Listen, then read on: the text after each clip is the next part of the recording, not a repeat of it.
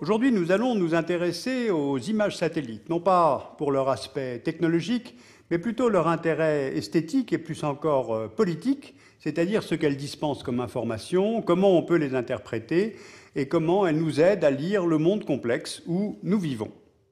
Regardez cette animation de l'Agence spatiale européenne. Elle montre l'augmentation du nombre de satellites et autres débris qui tournent autour de notre Terre, et ce, depuis le premier satellite artificiel Sputnik 1, mis en orbite en 1957 par l'Union soviétique.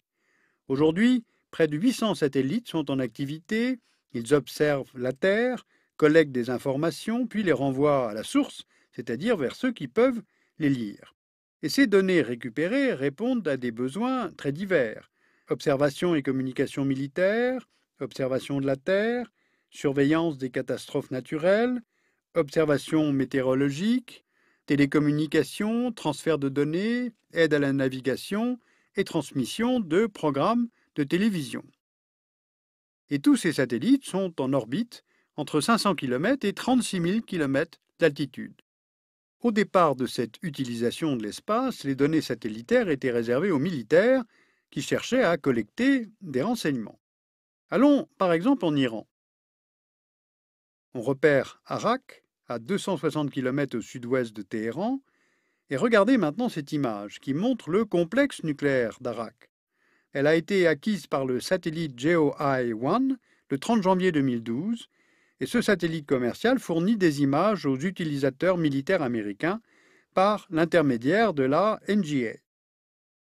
On voit aussi le réacteur expérimental en construction, qui fait tant parler de lui, et ces images ont permis aux analystes, comme par exemple la Janes de Londres, qui fournit du renseignement militaire au public comme au privé, d'estimer que le réacteur sera capable de produire assez de plutonium pour 2 ou 3 armes nucléaires par an. On repère aussi où se trouvent les batteries antiaériennes pour la défense du site. Donc, de tels clichés permettent le constat avant la prise de décision qui, elle, intègre de très nombreux paramètres politiques avant d'éventuelles opérations militaires. Allons maintenant en Corée du Nord. Nous allons voir une image satellite du centre de recherche nucléaire de Yongbyon, situé à 90 km au nord de Pyongyang, la capitale. Cette image que vous voyez a été acquise le 30 avril 2012 par un satellite de la société GeoEye. Yongbyon est le principal complexe nucléaire nord-coréen. C'est ce complexe qui est à l'origine de la tension entre la Corée du Nord et la communauté internationale. Il se compose notamment d'un réacteur expérimental qui a fourni les matières fissiles pour les essais nucléaires de 2006, 2009 et probablement 2013. Un nouveau réacteur est en construction. D'ailleurs, quand on regarde maintenant une autre image acquise cette fois le 6 août 2012, soit 3 mois plus tard, on voit que le dôme du réacteur a été posé. Aujourd'hui, le site de Yongbyon est visible sur Google Maps et Google Earth. C'est d'ailleurs grâce à Google Earth que QuickBird, un satellite de Digital Globe, est devenu l'un des plus célèbres satellites d'observation de la Terre.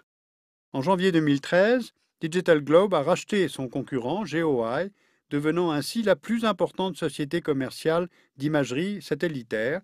C'est elle, d'ailleurs, qui dispose désormais d'un accès exclusif au marché gouvernemental américain, notamment celui de la NGA.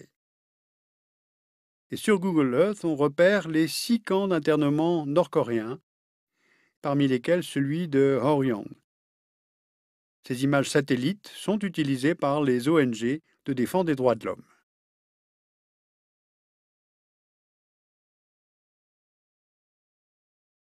Prenons maintenant des exemples dans le domaine civil. C'est la fonction du satellite Terra. Il est composé de 5 capteurs, dont un nommé Aster, qui permet de comparer les modes d'aménagement du territoire d'un pays à l'autre. L'imagerie satellitaire civile est de moindre résolution que dans le domaine militaire, mais elle permet d'informer le grand public tant sur la géographie que sur l'évolution de la planète, donc, entre autres, sur le changement climatique. Regardons des images de Thaïlande, Allemagne, États-Unis, Brésil, Bolivie. Au nord de Bangkok, dans la plaine centrale, les champs très étroits visibles sur cette image sont des rizières alimentées par un réseau très dense de canaux d'irrigation. Cela exprime à la fois la spécialisation risicole très ancienne de ce pays, mais aussi l'extension des surfaces cultivées auxquelles le pays a procédé au XIXe siècle pour l'exportation du riz.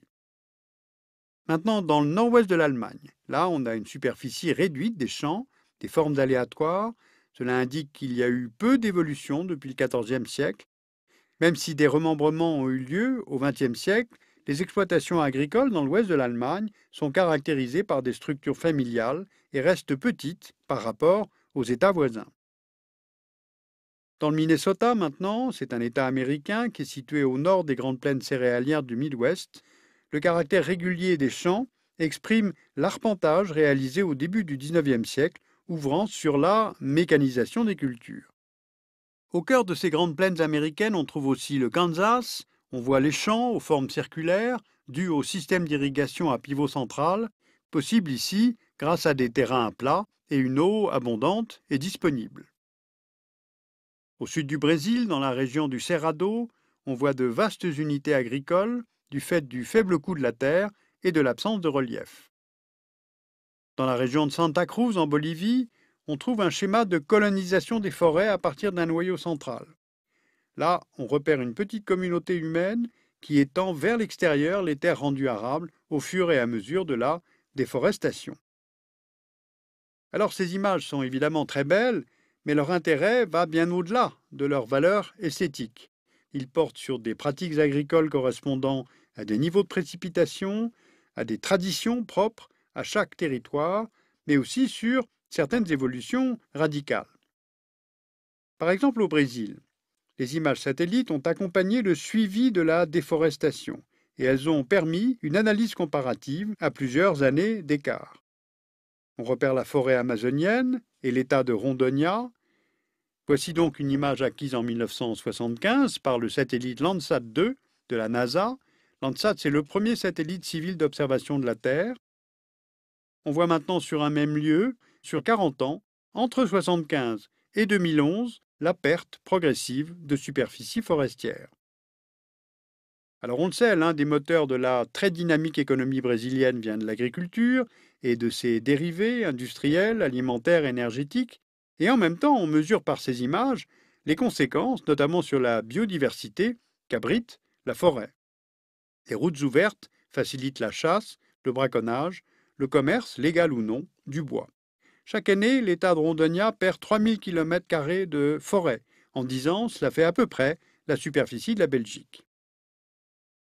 Donc les satellites ont une fonction d'alerte et même de surveillance des catastrophes naturelles. Allons maintenant aux États-Unis, dans l'État de la Louisiane, à la Nouvelle-Orléans. Regardez cette image satellite de la ville en août 2002. Et maintenant, regardez après le passage du cyclone Katrina qui a frappé le sol américain le 29 août 2005. Ces images ont été acquises par le satellite IKONOS de la société commerciale américaine GeoEye. On repère bien le parking dévasté, l'autoroute urbaine qui a été noyée. On voit aussi le pont militaire mis en place pour remplacer celui qui a été détruit par le cyclone. Et lors de cette catastrophe, des agences spatiales du monde entier ont mis en commun leurs ressources au service des autorités de secours grâce à la Charte internationale Espace et catastrophes majeures. C'est une charte qui permet la collaboration internationale, non pas entre États, mais entre agences spatiales, afin de mettre à disposition, très vite et gratuitement, des images satellites. Donc l'imagerie satellitaire civile, c'est aussi un outil qui permet de montrer l'évolution rapide d'un phénomène. Elle peut ainsi avoir des vertus pédagogiques. Pour terminer, allons maintenant dans l'Arctique. Cette première image, à partir des données acquises par les satellites de la NASA, nous montre le Groenland en 1992. La partie rouge, c'est la calotte glaciaire du Groenland qui a dégelé en surface lors de la fonte saisonnière. Deuxième image, 10 ans plus tard, en 2002, la superficie de la partie blanche a sérieusement réduit. Troisième image, le 12 juillet 2012. 97% de la calotte glaciaire du Groenland a dégelé, du moins en surface. Ça ne veut pas dire que la calotte a disparu, cela veut dire que jamais en 30 ans d'observation satellitaire on n'avait atteint un tel niveau de dégel. On le voit, les images satellites nous permettent d'observer l'espace géographique de la Terre à grande échelle, à petite échelle, avec une grande précision, en s'affranchissant des contraintes terrestres, du relief, des fleuves ou de la fragmentation politique qui est liée aux frontières. Donc ce sont des outils d'information de première importance. Mais attention, comme toutes les images, elles peuvent être objet de manipulation, de falsification ou devenir outils de désinformation. On se souvient, en 2002, la diplomatie américaine avait présenté aux Nations Unies des images satellites prouvant qu'en Irak, il y avait des armes de destruction massive. Or, ces images, en fait, avaient été manipulées. Donc rien ne vaut, comme toujours, une visite sur le terrain in situ. Alors pour en savoir plus, vous pouvez lire La Terre d'un clic, du bon usage des satellites, un livre de Jacques Arnoux aux éditions Odile Jacob. Vous pouvez lire aussi le rapport du Centre d'études prospectives et d'information internationale, le CEPI, aux éditions de la Découverte sur l'économie mondiale en 2013. Et puis je voulais en profiter pour vous signaler l'existence d'un nouveau service d'abonnement VOD qui est mensuel sur Dailymotion, qui vous permet d'accéder en ligne et en illimité aux vidéos des 5 dernières années du Dessous des cartes.